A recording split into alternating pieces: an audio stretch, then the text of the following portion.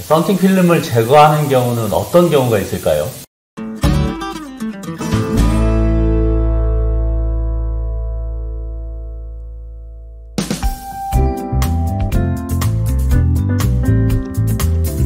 썬팅 필름을 제거하는 경우는 어떤 경우가 있을까요?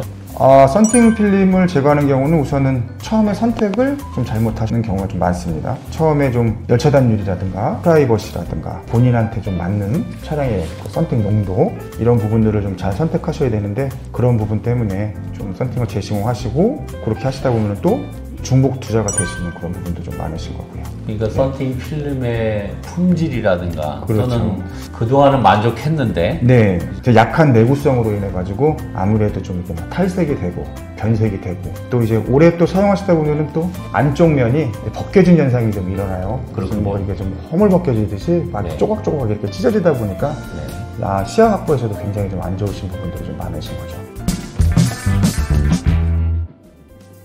연무 작업을 하면서 썬팅 필름 제거를 하고 계신데요. 네네.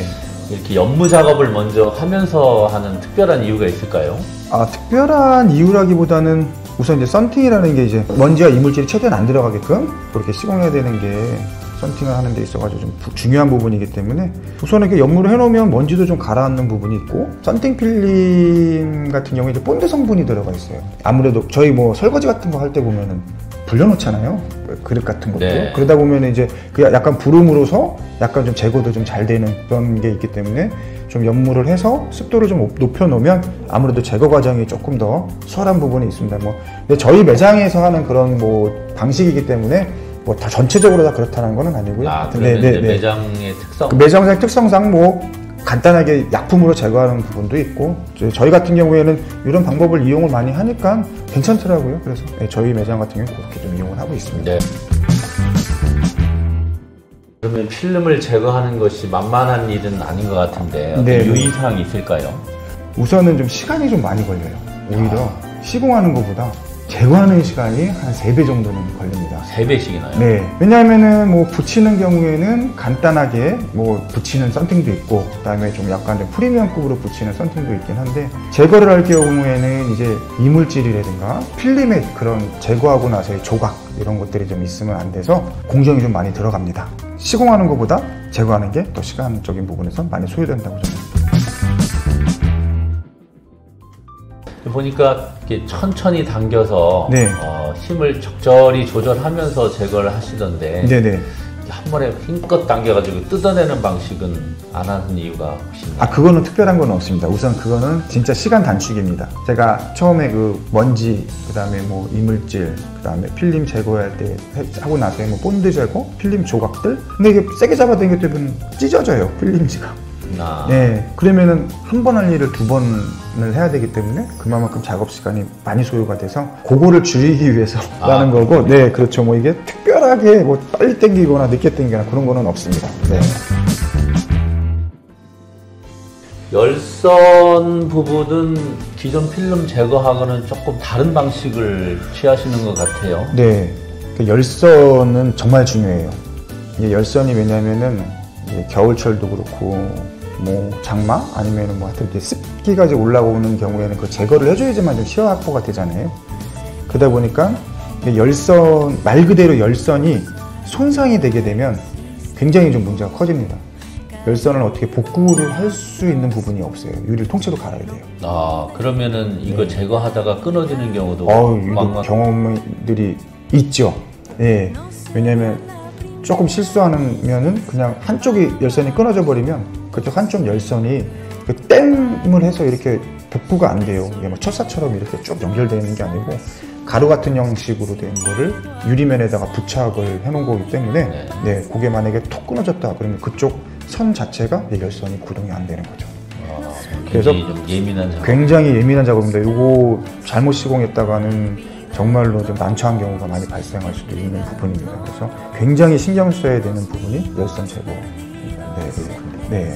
열선 필름 제거는 그럼 어떻게 진행해요? 우선은 2가지 방식이 있어요. 뭐 납품을 써가지고 제거하는 방법이 있고, 그 다음에 저희 같은 경우에는 스팀물을 좀 이용해서, 저희는 이제 열선 같은 경우에도 스팀이라는 걸 이용을 하면 찌어요. 그냥 필름 자체를 잘 떨어질 수 있게끔 열을 많이 주는 거죠. 네. 열을 많이 주다 보면 필름에 붙어있는 본드 성분이 높겠죠. 그랬을 때 필름을 제거하면 훨씬 더 열선에 손상이 없고 제거하는데도 훨씬 더 수월하고. 그래서 저희는 좀 스팀을 사용하고 있습니다. 스팀을 어느 정도? 그거는 이제 그 썬팅이 이제 어떤 필름으로 된 거를 재시공하느냐 거기에 따라서 좀 차이가 좀 있어요. 그러니까 뭐 썬팅지가 예를 들자면 필름하고 본드하고 같이 붙어서 이렇게 이게 좀 이게 만들어지는 필름이 있고요. 그다음에 필름 따로, 그다음에 접착제 따로. 그러니까 뭐 과정을 2번 한다거나 그런 좀 필름만의 특성이 있어가지고 좀 보고 어떤 브랜드인지를 보고 저희가 좀 판단을 좀 하는 부분이 좀 있습니다. 네. 네네. 네. 일반 소비자들도 가능할까요? 일반 소비자분들이 제가 생각하기에는 좀 다이 작업 잘 하시거나 아니면은 뭐 차량을 좀 많이 뜯어보셨던 경험이 있으신 분들은 가능하실 것 같은데요. 이게 뜯을 때 그냥 뜯는 게 아니라 좀 도어 트립이라고 그래가지고 문을 안쪽을 트립 부분을 좀 탈거를 해야 되는 부분도 있어요. 아, 쉽지 않겠네요. 예. 그리고 필러라고 해가지고 전면 유리 옆에 보면은 이제 A 필러 카바가 있고 B 필러 조금 뭐 뜯지는 않겠지만 그런 부분들도 좀 탈거를 해야 되고, 그리고 또 약품도 있어야 되죠.